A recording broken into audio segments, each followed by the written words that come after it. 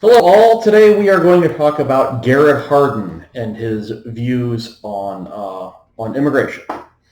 Garrett Hardin was a little bit of context about him. He was part of the early environmental movement back in the 1960s. The environmental movement was more commonly referred to as conservationism. And he makes a name for himself back in the 1960s and 70s, around the same time that Peter Singer is writing, also about related issues having to do with our what attitude we in developed affluent countries should have towards people around the world. Garrett Hardin makes a name for himself as being the guy who kind of brings the ants to the picnic with the early environmental movement and early globalist movements, right?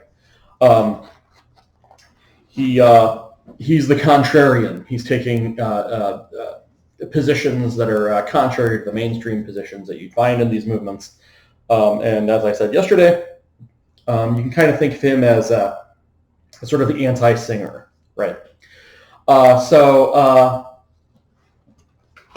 the article we read for today begins with his critique of the direction of the environmental movement in the 1960s. He starts out by talking about a common idea or a metaphor that's being pushed in the early 1960s by people in the conservation movement. It's the idea of spaceship Earth, right? If you go around to these environmentalist conferences, if you pick up the literature at the time on having to do with environmentalism, you hear this idea forming. There's this idea that's very common among people or among the adherents of environmentalism. The idea of spaceship Earth, right? So, what is the idea of spaceship Earth? Well, it is this metaphor that's often deployed, right? And the idea of spaceship Earth is a lot of early environmentalists imagine us to stop thinking of ourselves as citizens of a particular country or a particular nation, put aside nationalism, and instead think of the human race as the crew on a spaceship. It's no accident this metaphor starts ramping up right around the time of the original Star Trek in the mid-1960s. Which came first is a good question. I'll leave it to you to go investigate that. But so we should think of ourselves, the human race as this crew, as a crew of a spaceship. The spaceship is the planet, and we are just the crew members aboard it, right? So if we stop thinking of ourselves as Americans or Canadians or Chinese or etc., but instead start thinking of ourselves as just Earthlings aboard the spaceship that is Earth. The implications of that are going to be, there are going to be a few implications of that are going to be music to the ears of the environmentalists. In the first case, the resources aboard a spaceship are all shared. Right, one group on the spaceship doesn't hoard all of the clean water or all of the food. If one group of people has more food than they need, and there are members of the crew who don't have enough, then the people with plenty go ahead and share with people who don't have enough. Right. At the same time, we need to conserve the resources. You don't want to start burning up the ship's fuel, or you don't want to start polluting the air of the ship or poisoning the water. You want to conserve the resources, but you share them, right? Furthermore, another implication of the spaceship Earth idea would be that that national boundaries are artificial, right? That if one group of people on one side of the spaceship they decide they would like to move to the other side of the spaceship. There might be some procedures about how that happens, but fundamentally they have the right to do that. There ought to be nobody telling them, well, no, you're not a member of this side of the spaceship. If we're all just crew members aboard the spaceship Earth, then we ought to be able to move around, right? And the implications for that for world immigration would be that people who would like to leave their country and come to another country fundamentally would have they ought to be allowed to do that. We're all just human beings. We're all just earthlings on that. This would imply a policy of open immigration. Open immigration policies meaning come on in if you want, right? And there might be some restrictions or some paperwork to fill out, but generally people are allowed to move around at will. If they want to come to the United States or leave the United States, they ought to be allowed to do that, right? So that's the idea of Spaceship Earth. So this is the starting point of the article that Hardin wants to emphasize. So the idea of Spaceship Earth is that we think of the human race as a crew of a spaceship. Our resources are conserved, but they're shared by all, and that national boundaries are artificial, and people should be able to move around at will as they see fit, and that we ought to endorse policies of open immigration, right? Okay, so Hardin introduces this idea of Spaceship Earth to attack it and to ridicule it. I told you, he was the guy bringing the ants to the picnic. So he thinks that the idea of Spaceship Earth is suicidal. That if we treat the Earth as though it is just a spaceship and we're all entitled to take whatever we like, that means that the resources of the Earth are going to be extinguished. There's not going to be enough to go around, and people are going to take, and seeing the scarcity, people are going to take more than they need, which just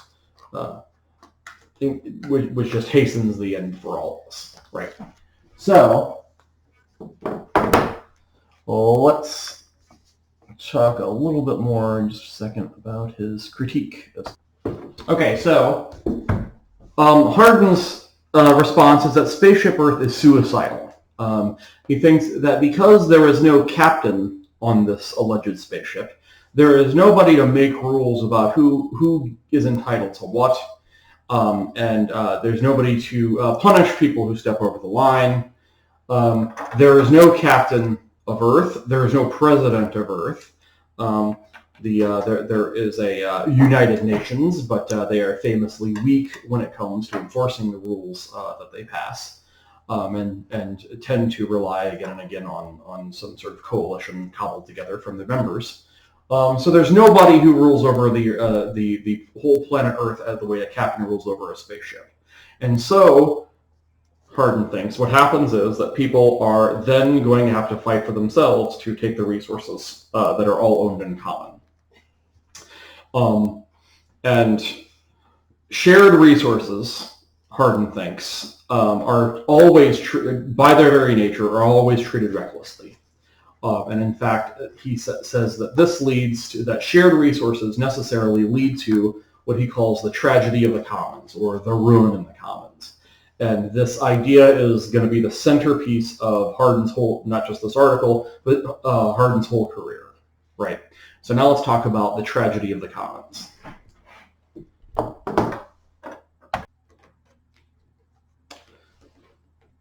So, okay, so we, two important concepts that we need to talk about before we actually get into the tragedy of the commons. In the first case, what do we mean by the commons? Well, common resources or common property are those that are owned by everyone, or owned by no one in particular, you might say. And this is the opposite of private property. So remember in our discussions about the state of nature in the previous section of class, we talked about how the mangoes in the tree belong to everyone. Anybody is entitled to take them. Nobody does anything wrong by just reaching up and taking a mango, right? Now, there might be ways to acquire that property, and then it's you and you alone are entitled to it. But the mangoes up in the tree are common resources, right? And there might be a lot of other examples, even in the modern era. You know, I mean, if a forest is not owned by anyone or any government, then you know there's nothing wrong with just going in and taking the wood, right? There is and we'll come back to this in a little bit. There is the fish of the world that swim around in the ocean. They're common property. Anybody, any country, or any private person can just go out, you can just sail out into the Pacific Ocean and you can just fish and you just take the fish, right? So, those are examples of common resources or common property. Another very, very important idea that we need to understand before we go further is the concept of carrying capacity. Carrying capacity is the population that can be sustained by the natural resources of a given environment.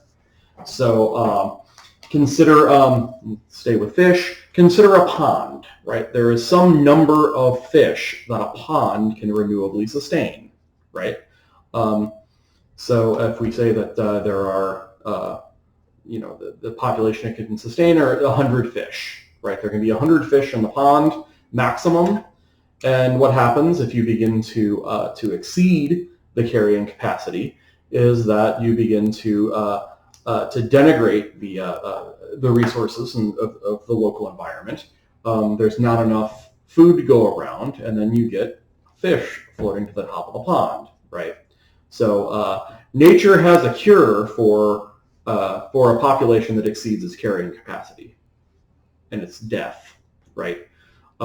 So with that idea, let's proceed to the tragedy of the commons. Okay. So this is the tragedy of the commons. Consider two pastures. These big squares are pastures, right? Now, the carrying capacity of each pasture is 40. That meaning that each pasture can sustain exactly 40 cattle maximum, or maximum of 40 cattle, and have as much resources for the next year, right? If you exceed the carrying capacity, if you put 50 cattle out there, maybe you can feed them all this year, but next year the grass isn't going to grow back as well, right? So the carrying capacity is going to shrink, right? So now, so we have a land, we have a set number of resources, and there are going to be two ways that our resources can be divvied up. One is a private property arrangement over here, and the key to the private property arrangement is fences, right? Ranchers A, B, C, and D, they build fences across the land. They divvy it up into even sublets, and each season they put out 10 cattle on their little side of the pasture, right? Now, and they get away with that every year. Every year they have they have exactly the same amount of money at the end of the year, and the next year the grass grows back beautifully, right? So, what happens one year when, let's say, Rancher A, let's say that his child goes to college, and Rancher A needs a little more money this year, so he decides, you know what I'm going to do? I'm going to go up to 12 cattle this year, right? Right. So he's going to go up to 12 cattle this year. Well, the facts on the ground are that he can get away with that probably. He can overgraze a little bit and feed all of his cattle. The problem is that the result of overgrazing, again, like I said, is that next year the grass doesn't grow in as well. So next year maybe he can only support, let's say, 8 cattle, right? So he pays the price, right? Now, what are the consequences for B, C, and D? Well, nothing. They sit over on their porches and they look out at his cattle, at his 12 cattle one year, and they say, I don't know about that. He's going to pay for that. And sure enough, the next year when they sit out on their porch, they say, oh, well, your grass is growing back in big patches, right? But that doesn't affect them, right? Because of the fences, right? So when A decides to exceed the carrying capacity of his land, A and A alone reaps the benefit, but then also suffers the consequences, right?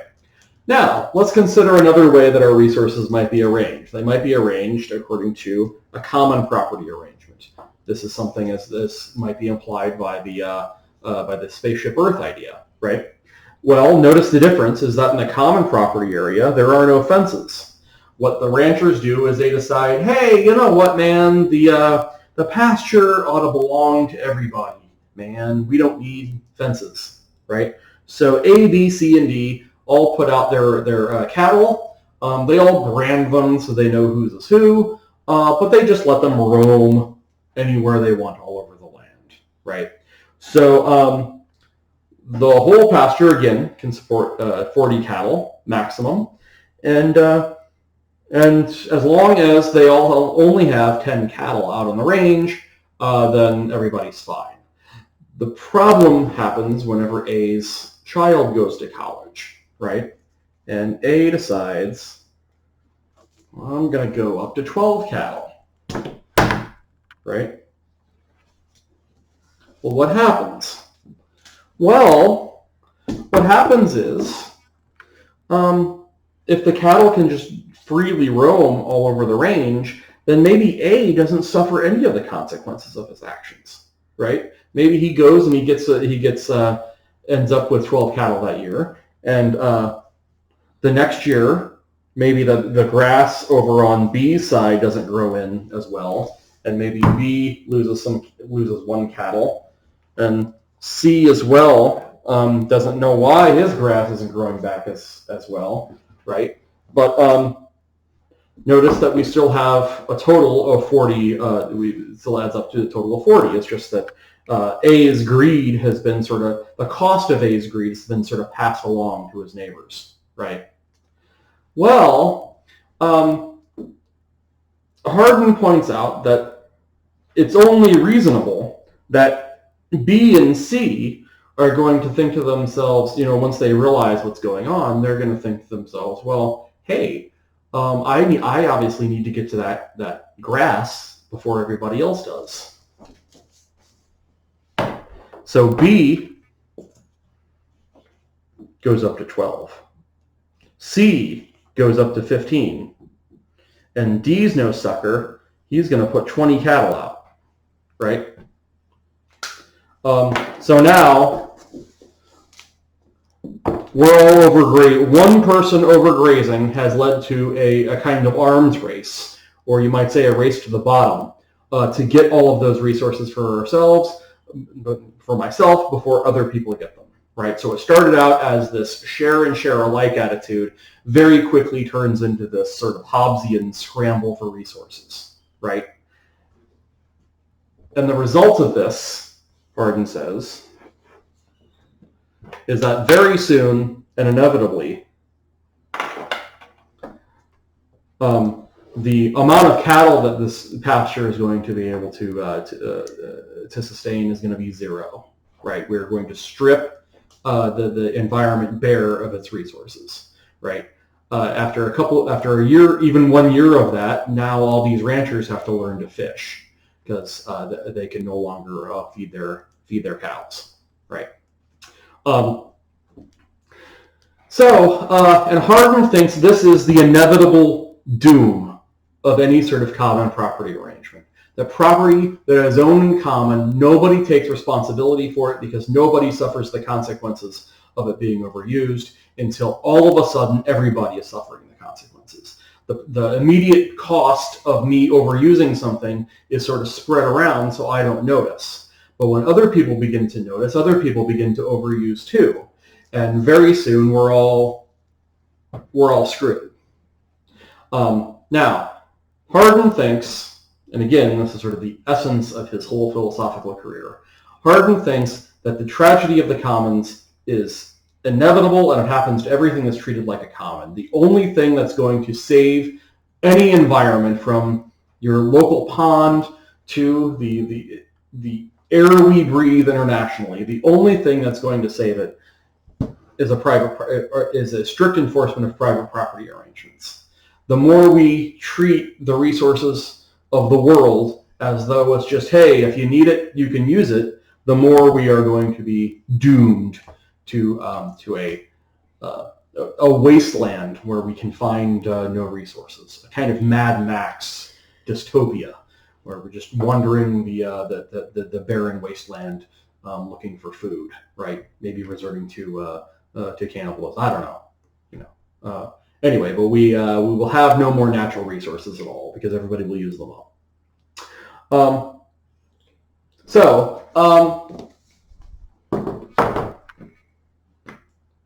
Again, Hardin basically makes a whole career out of this, and he uses the tragedy of the commons to frame his thinking about virtually any environmental policy. So let's first, before we get to the article that you specifically read for today, we can wander around a little bit and talk about his other views. He is kind of the leader of the opposition to what Peter Singer proposed the other day. Singer proposed that people in affluent countries, they owe it to people in poorer and less developed countries. They owe their money and their resources to help people in other countries. We in affluent countries should be doing everything we can to give absolutely as much aid and help to people around the world in less developed countries. That is, we don't have to help out wealthy countries. We have to help out impoverished countries, right? So Hardin, using thinking of everyone in the commons, to that issue, Hardin thinks that the more he wonders why certain countries are impoverished, right, and very poor, and can't feed the people they have. And his attitude is, well, obviously those countries have exceeded their carrying capacity. They have more people than they can sustain. And if you exceed your carrying capacity, nature has a cure for that. It's not pretty, but it is nature. And the cure is in the way that the fish float to the top of an overpopulated pond. Children are going to die in overpopulated countries. What can we do about that? Well, Hardin, contrary to what Peter Singer thinks, Hardin thinks that the more we try to pump aid into these countries that are overpopulated, the more we're just going to encourage them to keep overpopulating. And the worse it's going to be whenever it inevitably falls in. Hardin thinks that actually we should not help countries around the world. They should take care of their own business, and if they don't, nature is going to fix them, right? So, you can imagine in the 1970s, Hardin spends a lot of time eating alone during the lunch break at a lot of these environmental conferences, right? Not a terribly popular guy, right?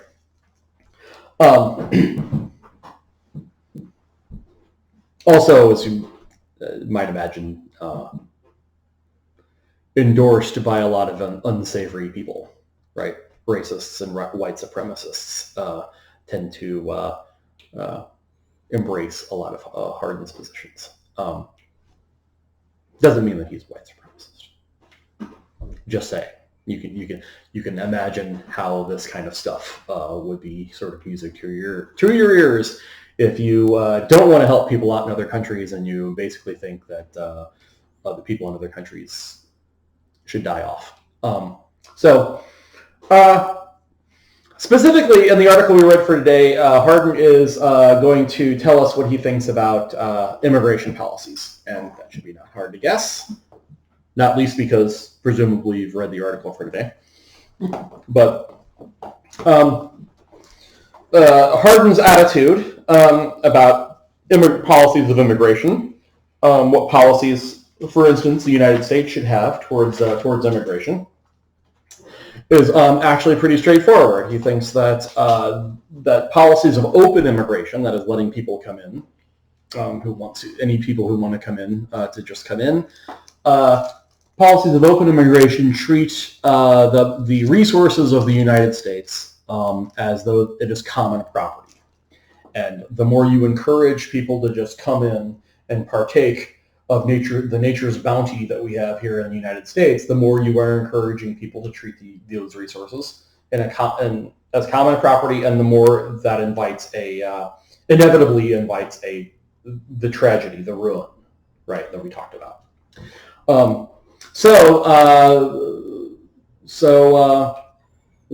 this leads to Hardin proposing an alternative metaphor to the spaceship Earth idea. His alternative to spaceship Earth is going to be what he calls lifeboat ethics. So let's talk about lifeboat ethics. Okay, so the metaphor that Hardin proposes as an alternative to the idea of spaceship Earth, to explain the moral obligations that people have to people in other countries or around the world.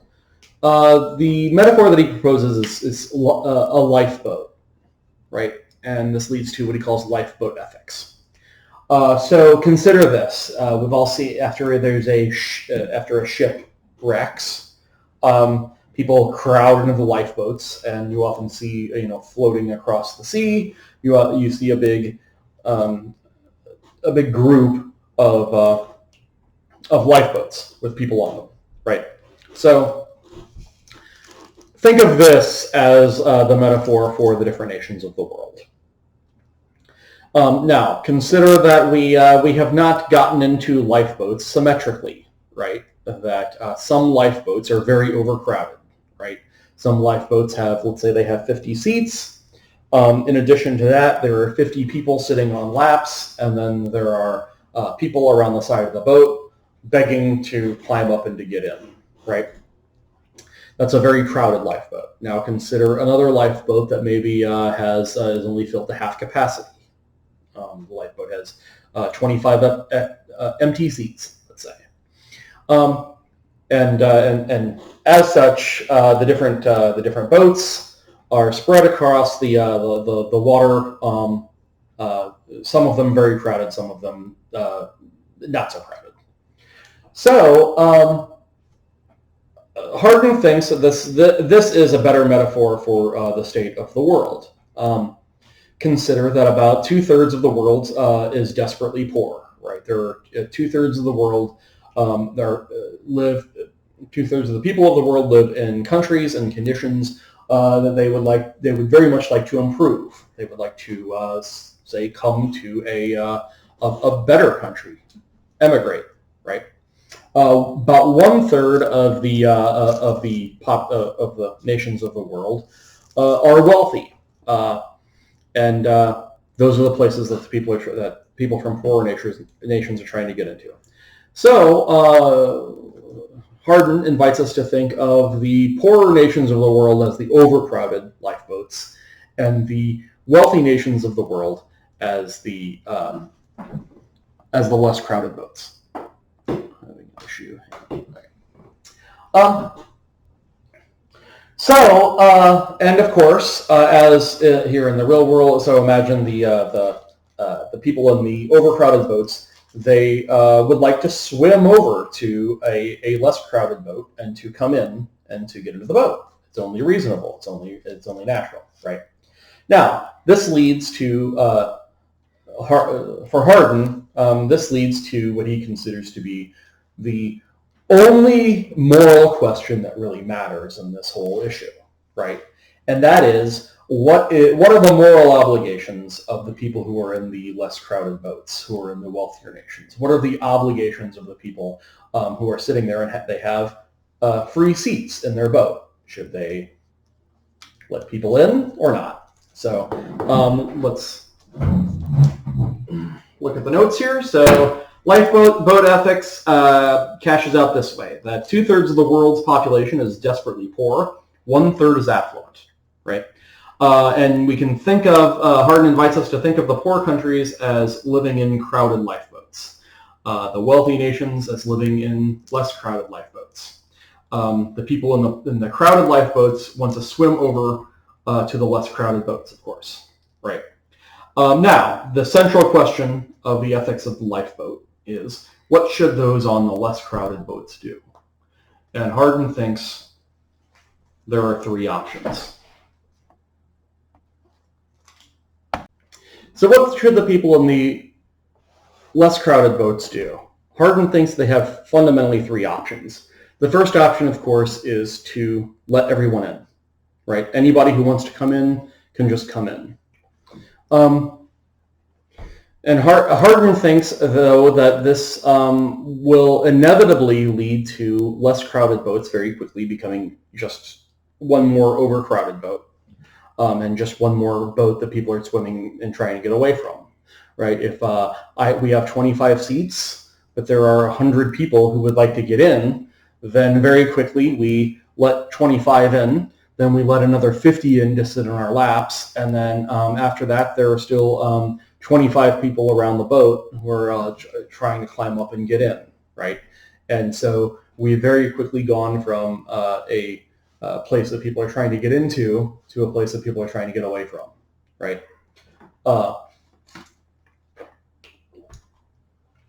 So the attitude of letting everyone in leads to the ruin of the commons. It leads to the resources that we have being taken up and used recklessly by anybody who wants them, and there's going to be nothing left for anyone, right? So option one, no good, right?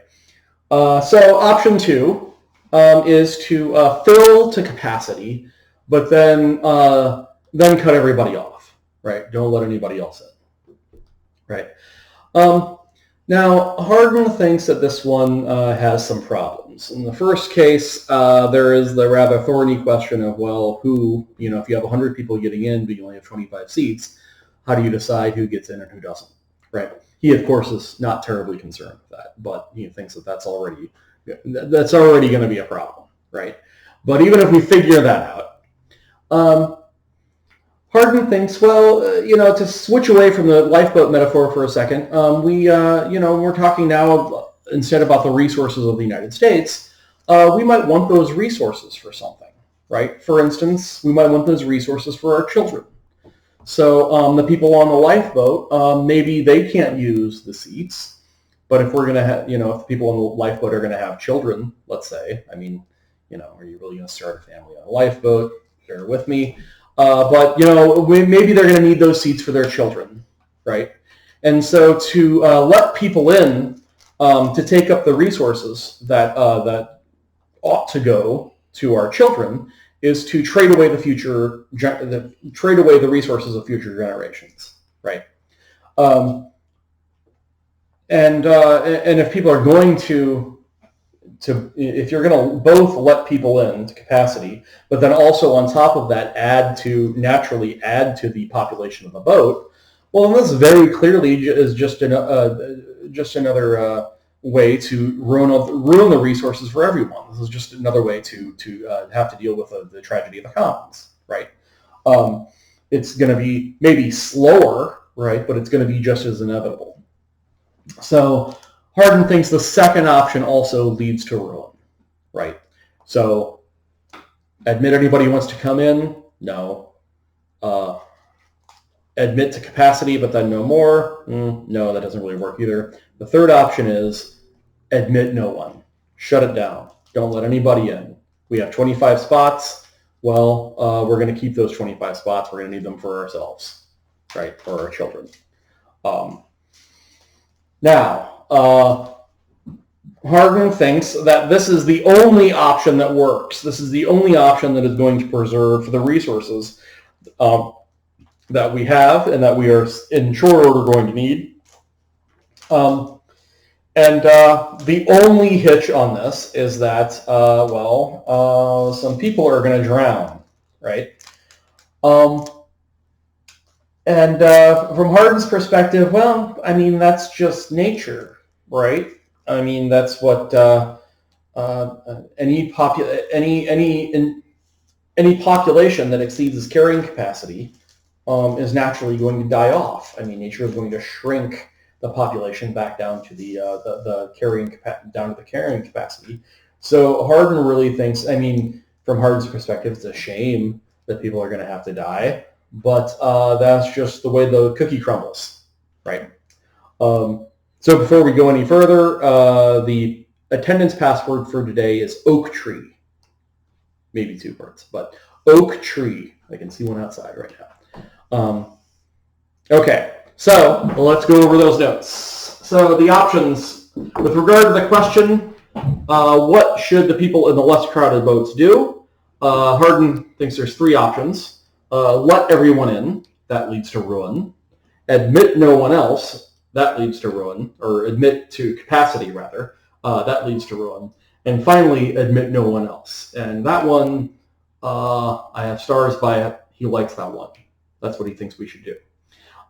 This means that this is his argument for why countries like the United States and other affluent countries should enact policies of closed immigration.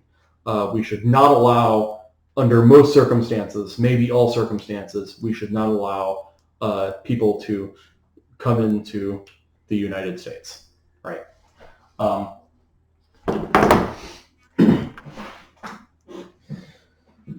So now let's talk. Let's talk about some ways to object to Hardin's position. Hang on. Hardin now considers a couple of. He in his article considers a couple of objections or a couple of questions that come up at this point. I'll consider one, and then we'll move on to the criticism that's been launched by people. The criticism that has been launched by people since he wrote this. The first question one question that he deals with is this. Somebody might say, well, okay, we should not let any immigrants in at all. Well, historically, immigrants have been pretty okay for the United States. They've been pretty good for the United States. In some cases, specific cases, they've been world-changingly good, right? For instance, during World War II, there was a whole bunch of scientists who fled Nazi Germany and fled Europe because of the Nazis. They came to the United States, and they did a whole host of things. Among them, helped develop the atomic bomb that ended up helping us win World War II, right? So what, Garrett Hardin, are you saying that the United States, circa 1940, should not have allowed Albert Einstein to come to the United States?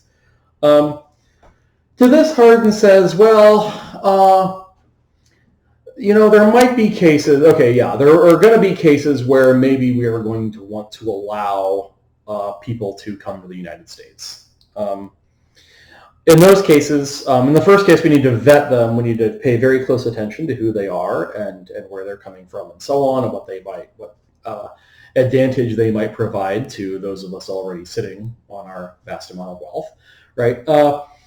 But then if we decide, though, that we want to, say, admit 100,000 people, let's say, just off the top of my head, just to keep the number simple, Hardin says, well, what that's going to require is that we just need to then require people to have 100,000 fewer children in the United States. So, done and done. Very simple.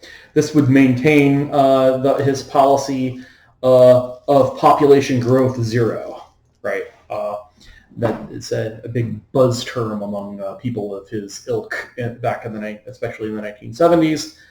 They want the population to grow nothing, not one, in the United States, for instance, right?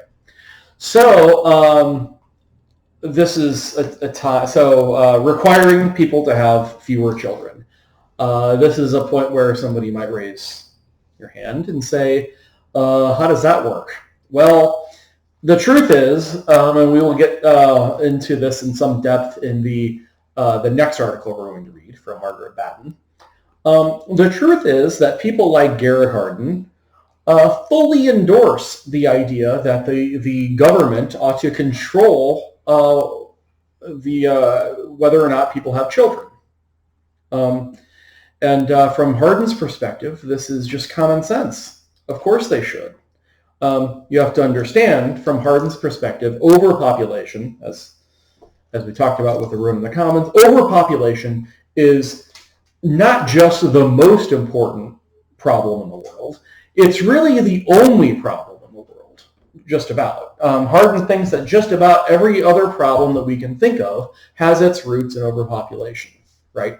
Wars, famines, crime, all diseases, all of these things, he thinks you can draw a straight line from overpopulation to any of these problems.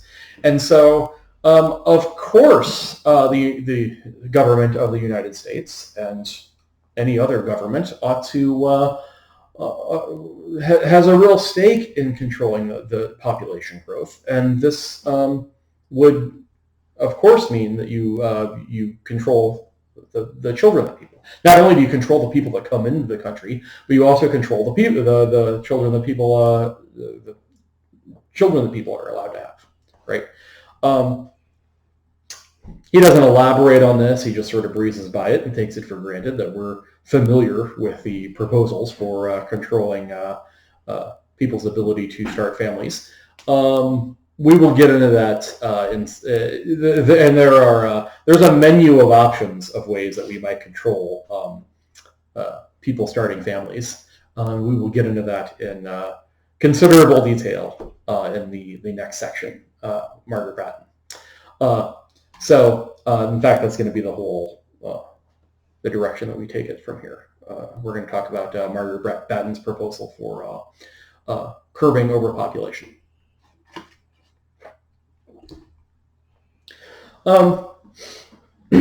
So to wrap up about Hardin, since Hardin wrote most of his major works in the 60s and 70s, obviously there have been a variety of people who have objected to his positions. In the whole literature sprung up in response to a lot of his writings. And some people, as you might imagine, have been extremely hostile, maybe for good reason, to what he's proposing. And of course, the core objection should be obvious, that, well, he's proposing letting people die, and when we could help them. And to a lot of people, that seems utterly inhumane, if not actively evil. Particularly people in the environmental group or the environmentalist movement are very concerned about this. And furthermore, I mean, if you don't think that we're terribly overpopulated, or you don't think that overpopulation is the impending apocalypse that Hardin thinks it is, then maybe you're allowing people to die for nothing. I mean, maybe if we tried, we could feed X number of extra people, right? And I mean, history to some degree has bore this out a little bit. I mean, back in Hardin's day, people were stunned at the prospect that within a couple of decades there would be 4 billion whole people here on planet Earth, and what are we going to do with all those people? We're going to be, stacked 5 people high. Now there's about 7 billion people in the world, and we're not exactly roaming the landscape of a post-apocalyptic road warrior world now. And so a lot of people have thought, well, maybe the overpopulation doom criers back in the 1970s were just alarmists, right? And there was no basis for their concerns, right? Yeah, maybe. Of course, the major modern environmental concern, of course, was the global warming, and you don't have to listen to experts on the dangers of global warming talk very long before they come back around to the idea that, well, there's just an awful lot of people in the world burning stuff up and making trash that needs to be disposed of, and all turning into carbon, and needing more and more cows that end up turning into carbon, right? And so maybe overpopulation, even if overpopulation is not the direct cause of an apocalypse, maybe the apocalypse that does take us will be traceable back to overpopulation. So, and if we do think that this is going to be a major concern, then maybe we should think more about um, how to stop overpopulation. And this is going to be the direction that we take it going forward. Margaret Batten, in our article for tomorrow, is going to propose a solution to overpopulation that she thinks can make everybody happy, right? Okay. So I will talk to you guys. I'll see you guys tomorrow. Bye-bye.